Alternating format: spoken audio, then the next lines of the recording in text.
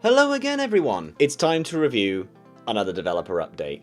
This one might just be a doozy. This is the PTB to Live update regarding the Skull Merchant changes. I don't know what the patch number is. I don't pay attention to any of that. I was in the middle of work, and I just got a ping from Leechy, from my server. He's our resident Skull Merchant main. And, oh, goodness me, he's flooded the chat with some memes. That's, of course, he has. And he seems pretty excited about it, I believe. So I wanted to get in this and see and formulate my own opinions on this, because I remember when I made this video before, I really rather enjoyed doing that, and I'd like to keep doing some more things like that, because I love sharing my thoughts about these things. And I was right before the changes were awful. The PTB was horrendous, and I'm very curious to see what they're going to do to change her going live. I don't think I'll say much more on the matter. We'll just get into it and see what's going on. Excuse me. Greetings, ghouls and ghosts and ghouls. We're back with another developer update, this time covering all the adjustments. Yeah, I'm not going to go over that. Oh, what's that? Actually, I will. We unveiled some major changes during the PTB, including the new Antiace Camping mechanic and an overhaul to the Skull Merchant's power. You've left us with plenty of feedback to go through, and we'd like to share a few tweaks we'll be making when this update goes live, and a few more in minor patches that follow. Can I be honest, though? I don't feel like it's healthy to just make a patch go live. Like, you're kind of forcing the changes upon us, if that makes sense. I kind of feel like the PTB should be a place where we keep testing until it's ready to go live. But that's just me, because I know they're going to make these changes to Skull Merchant, and they're going to push them into the live game. And I don't know if that's healthy in a lot of circumstances. It's probably going to be fine, because they tend to have been pretty harmless. Then again, Made for This happened, and they just let that go to live, and it's pretty much destroyed the game. Everyone's got Made for This brain rot at the moment, but anyway. Okay. The Skull Merchant. With the overhaul on the PTB, we set our sights on the frustrating strategies that emerged due to how the Skull Merchant's power worked. While we're pleased to see that she was no longer a gen-defending powerhouse, yes she was, we noticed many felt that she was left in a weaker state. The intent of this update is not to weaken this killer overall, so we'll be making a series of adjustments to address some of the feedback we received. Okay. Right. There has been some things flying around where people are of the opinion that it's okay for the Skull Merchant not to be a strong killer, and I agree. But at the same time, her power doesn't do anything. Like, on the PTB, she was just bad. There was nothing that her power actually really did. Your power was entirely centered around the choice a survivor would make. Choices survivors made. You could play a kind of like a trap killer, people were saying, but it's a bad trap killer, whereas at least Trapper, if you get someone in a Trapper's trap, they're dead. They're on the floor, you get the hook. Skull Merchant might, and I mean might, injure them, because she had to lock on 3 times. I mean, obviously we're going to go through the changes now, so I won't digress any further on that, we'll just see. Anyway, scanning. During the PTB, many killers reported having difficulties scanning survivors with their drones, making the frequency of lock-on lower than we'd like. To ensure that her eyes in the sky truly are tools of torment, we have a series of changes in store. First, we noticed that because drones always rotated clockwise, it was far less likely that survivors would be scanned if they were also running a loop clockwise, since the beams would cross their path less often. I mean, how common is that? I suppose most loops are run clockwise. Not all of them, but most.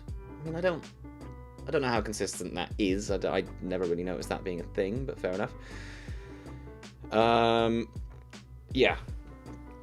This is noticeable when on tiles which survivors ideally want to run clockwise. Right, okay, yeah. To remedy this, the Skull Merchant can now toggle the direction her drones rotate while using her radar. Huh. Okay. That's interesting. Genuinely, that's interesting. I like that. That's an interesting change. Because that puts a bit more power in her favour. It means that a good player that understands the rotation of her drones can play around that, and mastering that change of rotation could really make a difference. That's kind of neat. I actually like that change. This way you can swap directions to force the beam to cross a survivor's path more often. Experienced killers who know the best ways to run certain tiles will also be able to preemptively choose the best direction for the... Yeah, exactly. And forgive me, by the way, I've got a bit of caffeine shakes because I kind of jumped into this, so I'm a little bit excited, and I've just been chugging that because I've been working, so I'm a little bit shaky. Second, some found drone management to be a little stressful. Largely since recalling a drone would put their power on cooldown, this forced the killer to rush to recall drones that are no longer needed whenever they had a moment of downtime, so their power was ready for their next chase. To address this, drones can now be recalled at any time, and recalling a drone no longer incurs a cooldown. Right. Begs the question why you put one on, if you're just going to remove it, because you did that before. But anyway, I'm not going to look a gift horse in the mouth. Eyes in the sky. Third, we've made a series of smaller adjustments to make it harder for survivors to cross through a drone's effective area without being scanned. Increase the drone's radius to 10. Which means that they overlap more. Can I be real? I can't wait to test 3-genning with this. And the only reason... It's not to 3-gen, but I just want to see if a 3-gen is possible. I mean, a 3-gen is always going to be a strong strat that any killer can do if your intent is to 3-gen at the start of the game. I just want to see how... The point I want to make is, have they fixed 3-gen Skull Merchant? Because if they haven't fixed 3-gen Skull Merchant, this is a fail. Because that was why we're reworking Skull Merchant, because...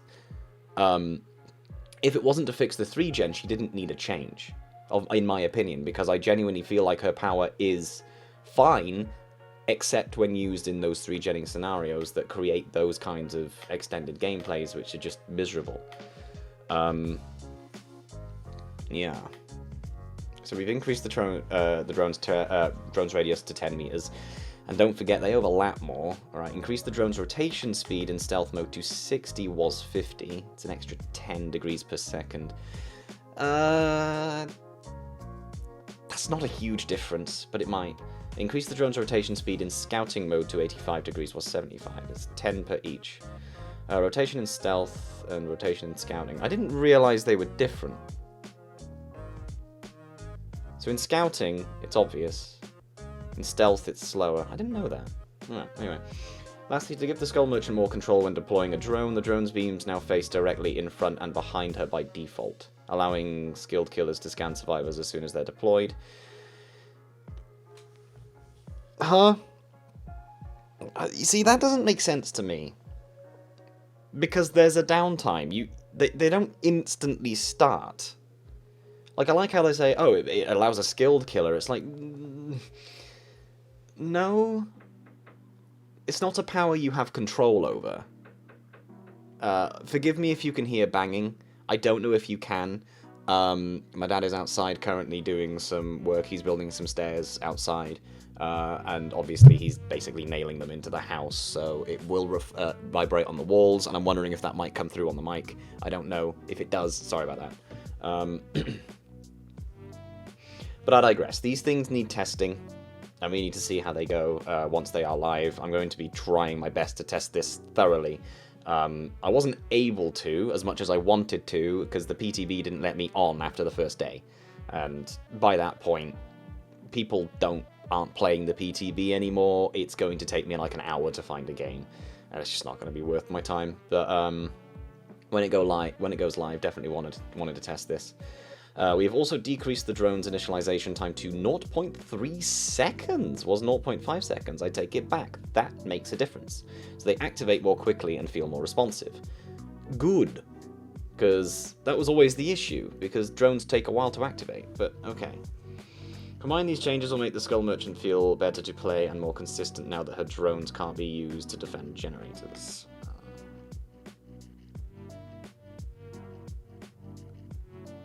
No?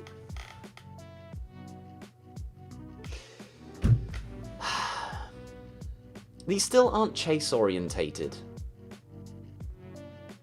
I just hate the fact that they're misinforming us. Like, it's misinformation because they're saying that these changes were to incentivize her drones to be used more for chase. But they're not. You don't use them in chase. You preempt... You do... The best way to get value out of this thing is to use it as a stealth option. It just is. Because the problem is, you place your drone at a loot that you are chasing a survivor at. So I chase a survivor to a jungle gym. I place a drone in the middle of said jungle gym. A smart survivor is gonna leave the loot.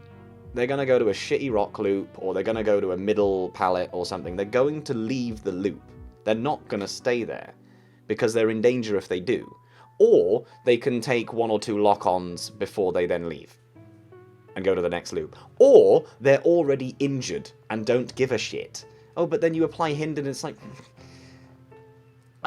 If there's a pallet, the hindered ain't gonna matter that much. Still needs playtesting. I just don't believe this is enough. I don't think this is right. These changes make no sense. I'll just have to playtest them. This is better.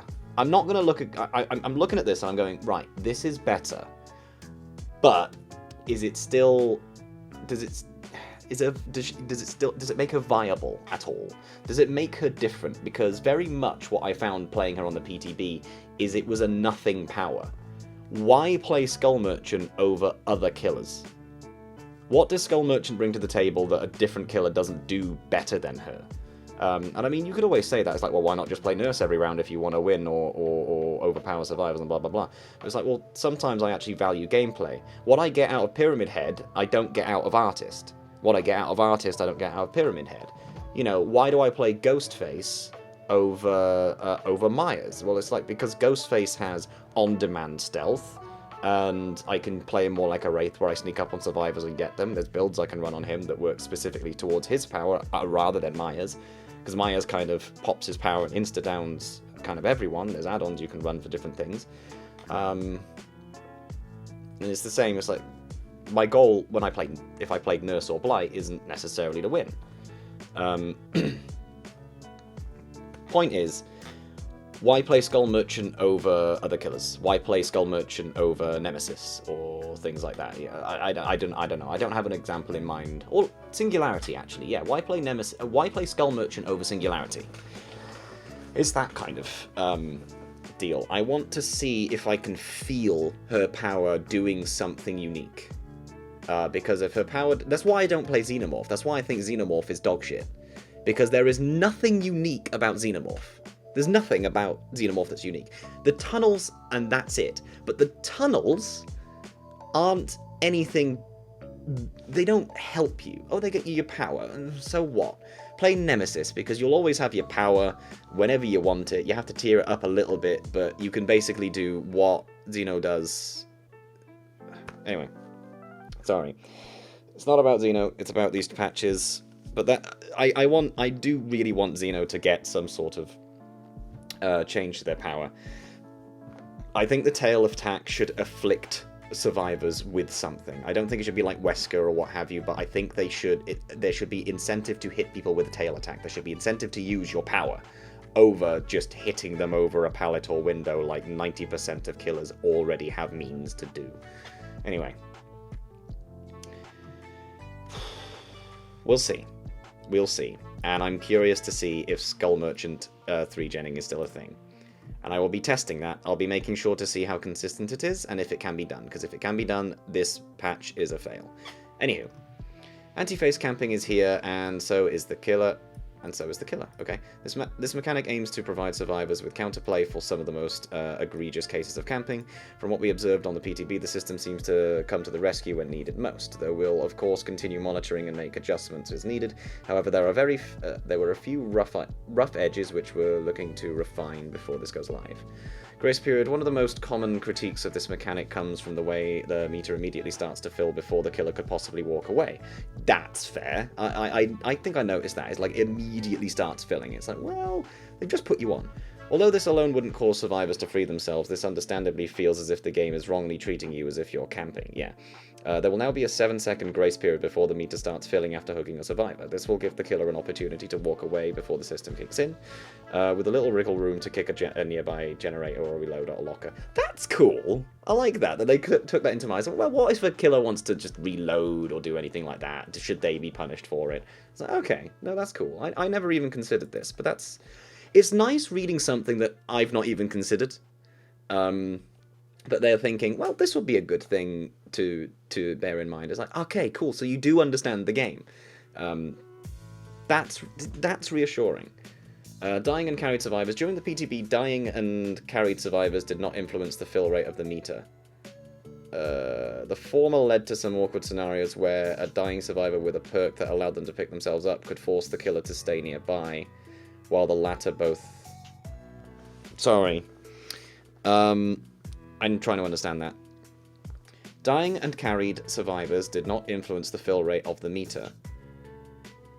Right. The former led to some awkward scenarios. What do you mean by the former? Which of the two? I'm guessing you mean dying on the floor. Some awkward scenarios where a dying survivor with a perk that allowed them to pick themselves up could force the killer to stay nearby, while the latter both exasperated that strategy as well as punishing the killer for hooking multiple survivors in the basement. Oh, that's also true. Therefore, dying will slow the meter as though they were standing, so long as they are in the area, and carried survivors now pause the progress bar completely.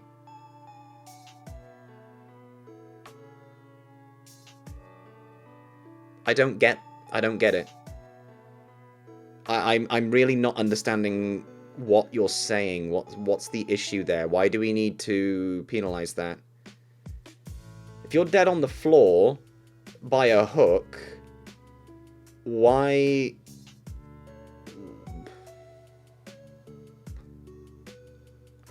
Can someone help me understand that? Why that's a change and what the issue is? Because I'm really not understanding an issue there at all. Especially the carrying a survivor thing. That doesn't make sense to me. Right. Oh, are we talking about?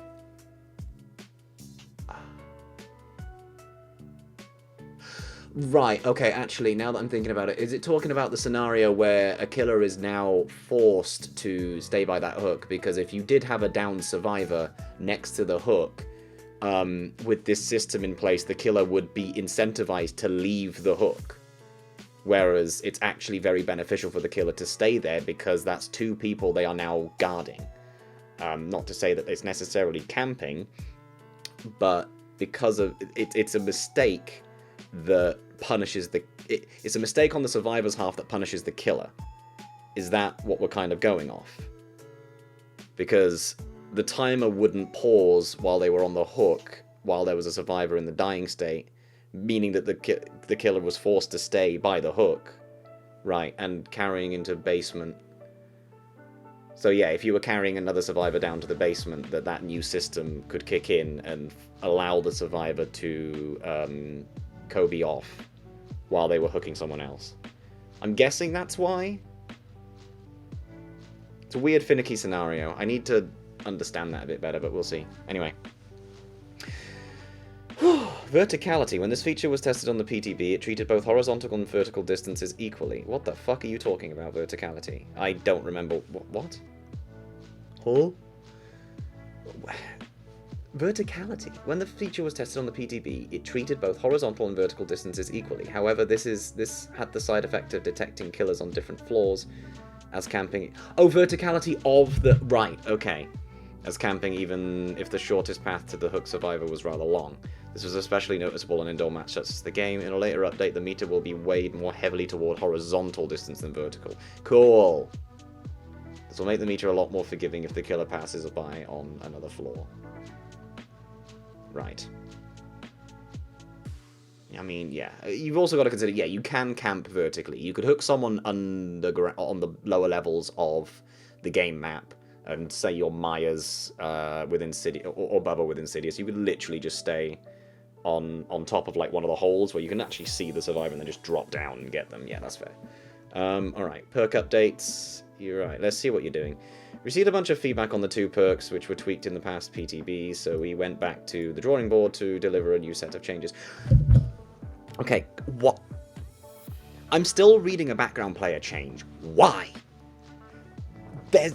Background player is one of the most balanced perks in the game, on the basis that it does its job, and it does its job fine.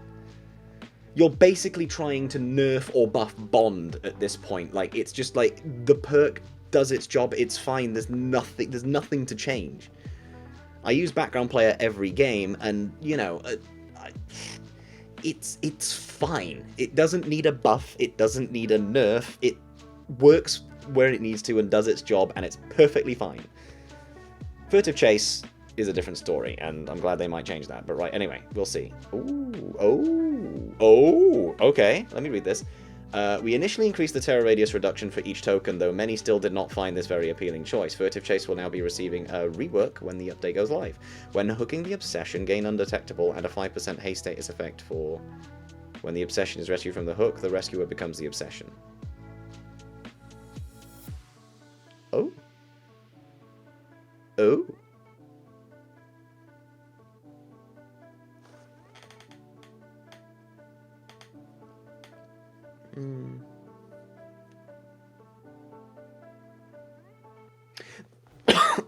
That's pretty good. This new version, Furtive Chase, rewards the killer for switching targets, yeah, and allows them to find a new survivor to chase more quickly after hooking. Yeah, kind of. That's a good change. Look, I'm not going to turn around and say that that's bad. That's a good change. I don't know what it necessarily brings to the table. But that's good. I feel like we could have stuck with the whole chase thing and the terror radius change. Personally, I like what I suggested, where it increases your terror radius per stack instead of decreases it. Because there are things that benefit from increasing your terror radius. Consider perks like Colorophobia and Nerving Presence. Also consider the benefits of sometimes running Distressing, because it causes survivors to not know how close you are. In a way, having an increased terror radius is almost like a reverse Undetectable, but like equally as effective, because it's like you know they're near, but you don't know how near. But anyway, doesn't matter. Background player, this perk is most often used for saving teammates, allowing you to get into position quickly in key moments. However, since the killer's pickup animation is shorter than the perk's duration, it would usually be too late to save your teammate by the time the speed boost ended. Therefore, background player now causes you to sprint at 200% speed for 5 seconds.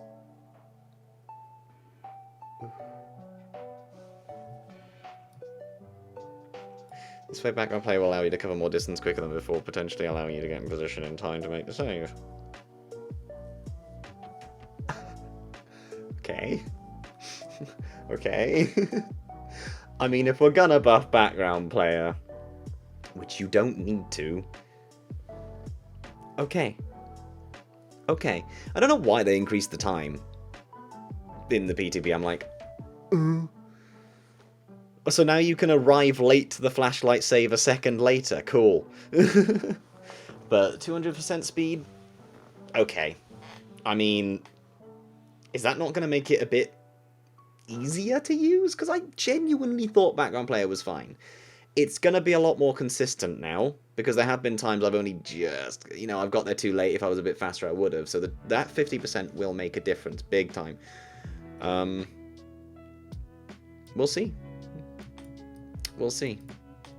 I don't think this perk needed changing. I really don't.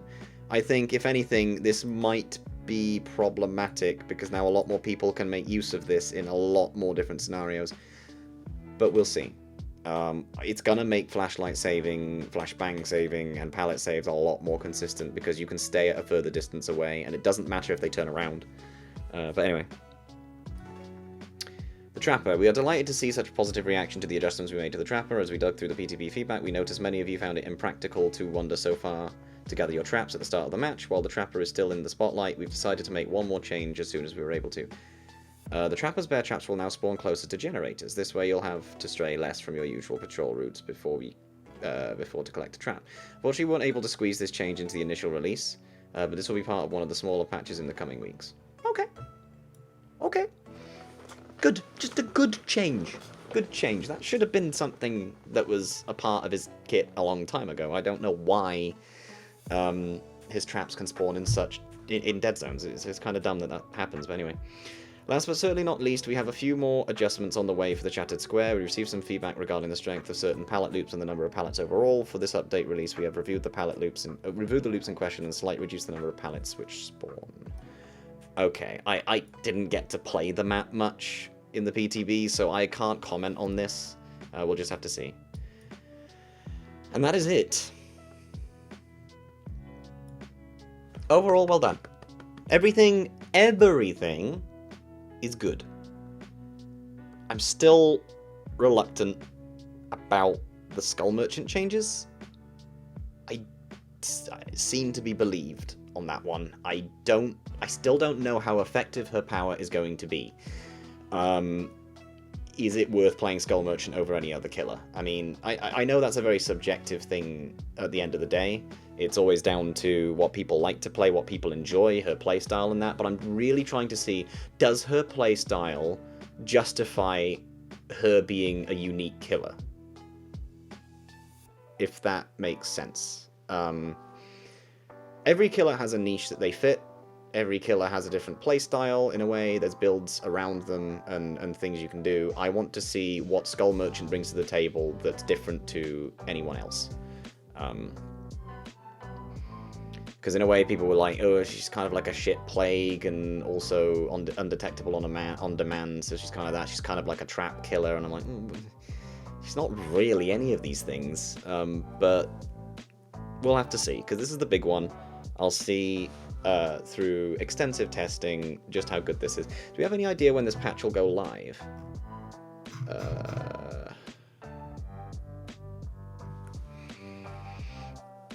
That gives us time to test out. Nearly all the adjustments mentioned in this post will be available when the update releases, with the rest following in a minor patch shortly after. I'm going to assume around Tuesday. It tends to be Tuesday that they patch the game. And today is Thursday, so we're going to be looking at about a week-ish. All in all, what did Leechy have to say? Does Leechy have to say anything on the matter? 10-meter range and increased spin speed is nuts, apparently. I still think she shouldn't have the cooldown, but that's something 1240 low power mode add-ons can fix. Okay, I see. Okay. We'll see. We'll see. Seen to be believed. I will test this, and I'll let everyone know my thoughts on the matter once we have played Skull Merchant enough, see if the 3-gen strat is still strong, and overall, all of these changes. See if anything is a problem, see if things are good, see if Furtive Chase is worth running now. Anyway, thank you all so much for watching. I'm going to make these kind of videos a regular thing. I have a lot of fun making them. I'm very passionate about Dead by Daylight and the patches and changes, and I like suggesting things and trying to understand the game a bit better. So expect to see a lot more content like this in the future. If you'd like to see more, do please consider subscribing. Let me know in the comments below what you think about this new update. And if you wanted to see more content from me, then please feel free to check me out on Twitch as well, at twitch.tv/Zaleno. We stream there every week, 3 days a week, Monday, Wednesday, and Friday. We tend to do Dead by Daylight streams specifically on Wednesday. Anyway, I'll see you all later. Ciao for now.